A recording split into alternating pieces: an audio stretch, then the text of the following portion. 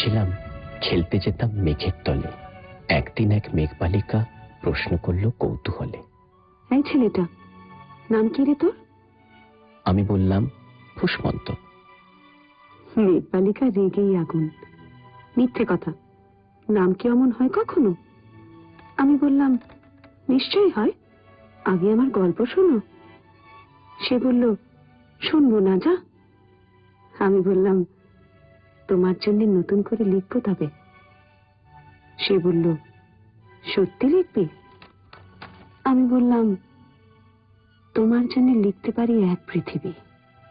লিখতে লিখতে লেখা যখন সবে মাত্র 2-4 পাতা, হঠাৎ তখন ভূত চাপলো আমার মাথায়।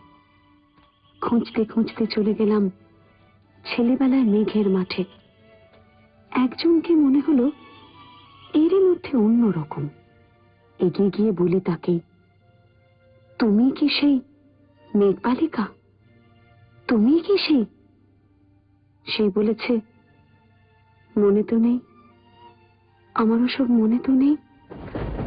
আর হ্যাঁ শোনো, এখন আমি মেঘ নই, আর সবাই এখন বৃষ্টি বলে ডাকে আমায়।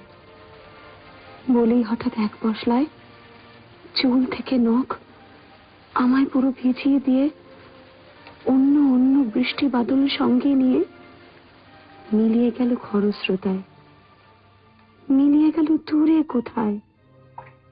আমি কেবল বসেই রইলাম ভিজে একসা কাপড় জামায় গাছের তলায়। বসে রইলাম বৃষ্টি নাকি মেঘের জন্য।